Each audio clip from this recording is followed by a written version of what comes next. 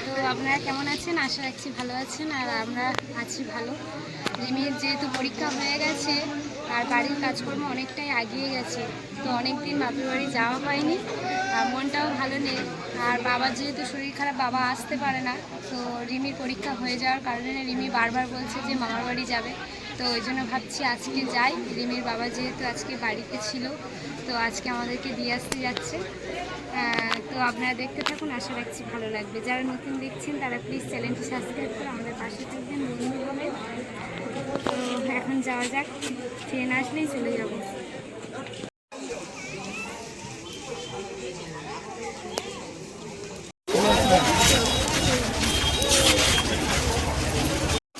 Train থেকে নেমেছি, রিমির বাবা হেঁটে হেঁটে যাচ্ছে এখন। আর দেখো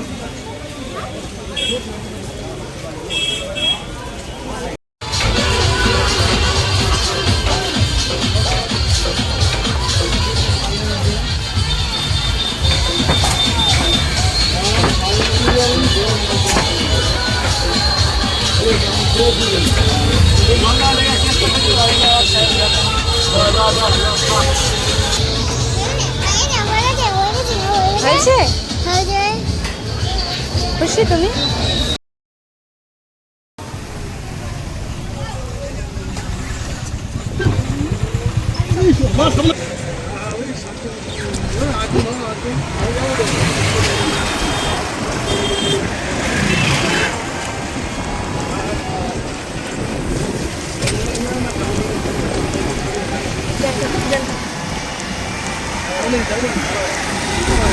না যাবে।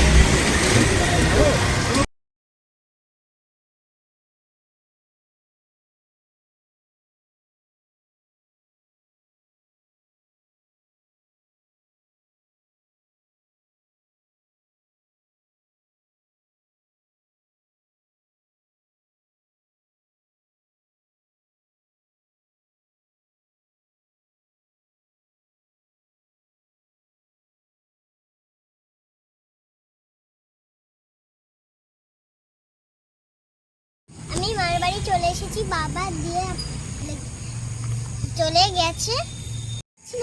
চলো আস্তে আস্তে চলো, জামাটা একটু গুড়িয়ে নাও। মাদের এদিকে রাস্তাটা পুরো একদম কাদামাটি হয়ে আছে। যাই হোক, এখন দুজনে রিমি আর আমি যাই। আর রিমির বাবা তো আসেনি, আমাদের ট্রেন থেকে নেমে যাওয়ার পরে আমাদেরকে গাড়িতে তুলে দিয়ে তারপরে উনি আবার বাড়ি চলে গেছে, যেহেতু বাড়িতে আবার একটু কাজবাজ আছে সেই জন্য। আর রিমি আর আমি এখন যাচ্ছি। মাকে ফোন করলাম, মা মনে হই আসছে। হ্যাঁ আসছে, তুমি দেখা পেয়েছো নাকি? মামি না মা দুজনে আসছে মনে হয়, দেখেছিস? মামি আসছে, মা আসছে, সব আগাতে।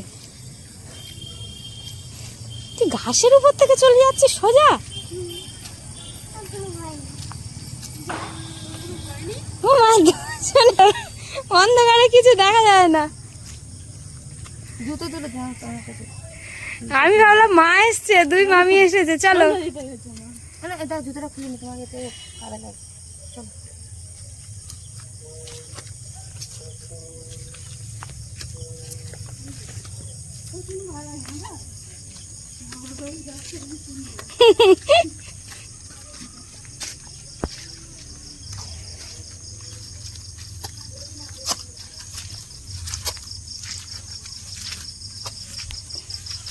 পুরো পিচ গলে গিয়েছে।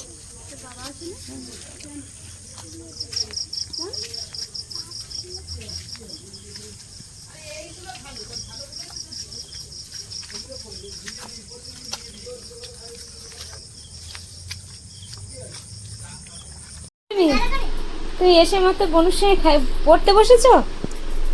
হ্যাঁ, আর বর্ষা কেমন আছো? তুমি কেমন আছো? ও বর্ষা,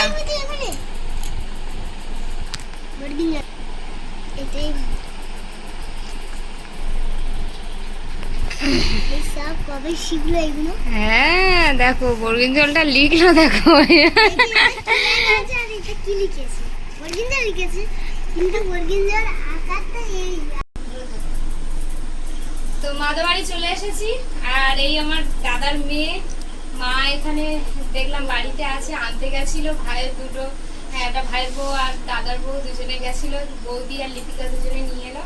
আর রিমির বাবা তো আমাদের ক্যানিং এ এসেছিল, আসার পরে অটো করে তুলে দিয়েছে, দিয়ে বাড়ি চলে গেছে, যেহেতু বাড়িতে কাজ চলছে।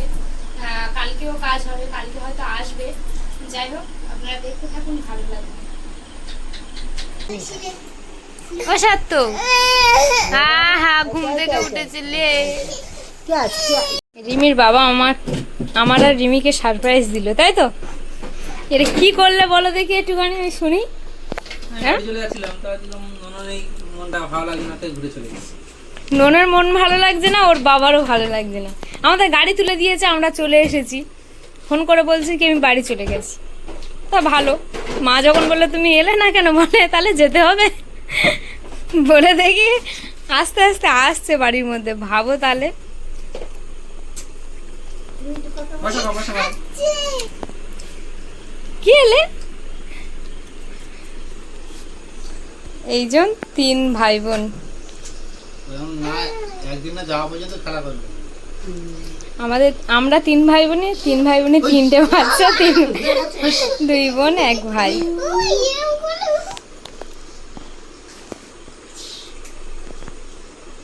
হাসে দেখো,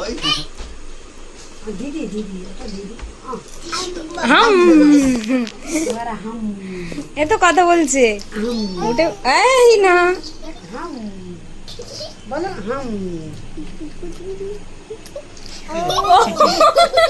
ওটা কি করলো?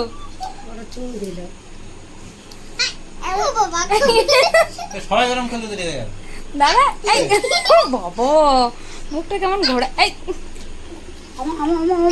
ওই মিষ্টিটা রেগে যাচ্ছে, অত না। ওই মিষ্টিটা বসা মুখে মারবে তো। চোখ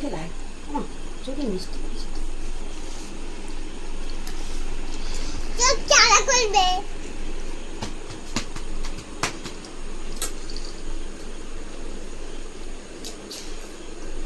দাদু দিয়ে দুটো নিমকি।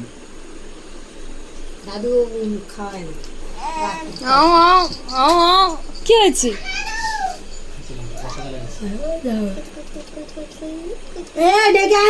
তো কি?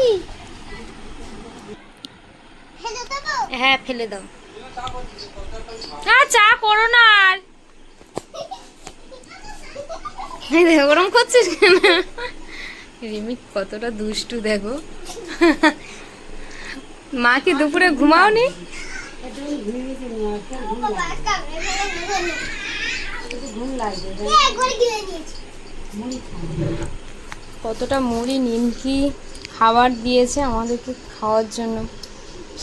কত নিমকি রেখে দিতে সহজ করে তাই না? মা কোনটা খাবে বুঝতে পারো না? তুমি কোনটা খাবে বুঝতে পারো না? স্বার্থ কতটা কারণ। না ও চিবাচ্ছে। হ্যাঁ অতটা কত হচ্ছে বুঝতে পারি। মিলে রান্না করছে আর বাবা ঘুমাচ্ছে ওদিকে। সার্থক দুজনের অবস্থা দেখো। রাতে রান্না হয়েছে মাছ ভাজা, পটল ভাজা, চচ্চড়ি, আর ওদিকে কি রান্না হয়েছে? ওটা লোটে মাছ। আর এদিকে সার্থক কি করে? 2 বোনই একসঙ্গে খেতে বসেছে। একটা থালায় না, দুজনের 2টো থালা। তো খাওয়া দাওয়া কমপ্লিট হয়ে গেছে। সবাইকে শুভরাত্রি। সবাই ভালো থাকবেন, সুস্থ থাকবেন, নিজেদের খেয়াল রাখবেন। সবাইকে টাটা।